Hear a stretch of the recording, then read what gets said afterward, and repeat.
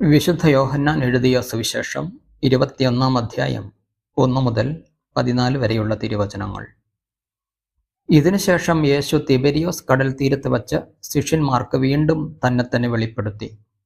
അവൻ വെളിപ്പെടുത്തിയത് ഇപ്രകാരമാണ്: ശിമയോൻ പത്രോസ്, ദീദിമോസ് എന്ന് വിളിക്കപ്പെടുന്ന തോമസ്, ഗലീലയിലെ കാനായിൽ നിന്നുള്ള നഥാനയേൽ, സെബദിയുടെ പുത്രന്മാർ എന്നിവരും വേറെ 2 ശിഷ്യന്മാരും ഒരുമിച്ചിരിക്കുകയായിരുന്നു.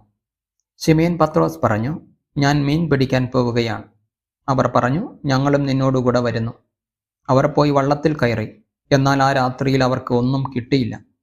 ഉഷസായപ്പോൾ യേശു കടൽക്കരയിൽ വന്നു നിന്നു. എന്നാൽ അത് യേശുവാണെന്ന് ശിഷ്യന്മാർ അറിഞ്ഞില്ല. യേശു അവരോട് ചോദിച്ചു, കുഞ്ഞുങ്ങളെ, നിങ്ങളുടെ അടുക്കൽ മീൻ വല്ലതുമുണ്ടോ? ഇല്ല എന്ന് അവർ ഉത്തരം പറഞ്ഞു. അവൻ പറഞ്ഞു, വള്ളത്തിൻ്റെ വലത്തുവശത്ത് വലയിടുക, അപ്പോൾ നിങ്ങൾക്ക് കിട്ടും. അവർ വലയിട്ടു. അപ്പോൾ വലയിലകപ്പെട്ട മത്സ്യത്തിൻ്റെ ആധിക്യം നിമിത്തം അത് വലിച്ചു കയറ്റാൻ അവർക്ക് കഴിഞ്ഞില്ല. യേശു സ്നേഹിച്ചിരുന്ന ആ ശിഷ്യൻ പത്രോസിനോട് പറഞ്ഞു, അത് കർത്താവാണ്. അത് കർത്താവാണെന്ന് കേട്ടപ്പോൾ ശിമയോൻ പത്രോസ് തൻ നഗ്നനായിരുന്നത് കൊണ്ട് പുറംകുപ്പായം എടുത്ത് ധരിച്ച് കടലിലേക്ക് ചാടി. എന്നാൽ മറ്റ് ശിഷ്യന്മാർ മീൻ നിറഞ്ഞ വലയും വലിച്ചുകൊണ്ട് വള്ളത്തിൽ തന്നെ വന്നു. അവർ കരയിൽ നിന്ന് ഏകദേശം 200 മുഴത്തിലധികം അകലെയല്ലായിരുന്നു. കരയ്ക്കിറങ്ങിയപ്പോൾ തീ കൂട്ടിയിരിക്കുന്നതും അതിൽ മീൻ വച്ചിരിക്കുന്നതും അപ്പവും അവർ കണ്ടു. യേശു പറഞ്ഞു, നിങ്ങൾ ഇപ്പോൾ പിടിച്ച മത്സ്യത്തിൽ കുറെ കൊണ്ടുവരുവിൻ. ഉടനെ ശിമയോൻ പത്രോസ് വള്ളത്തിൽ കയറി വലിയ മത്സ്യങ്ങൾ കൊണ്ട് നിറഞ്ഞ വല വലിച്ച് കരയ്ക്ക് കയറ്റി.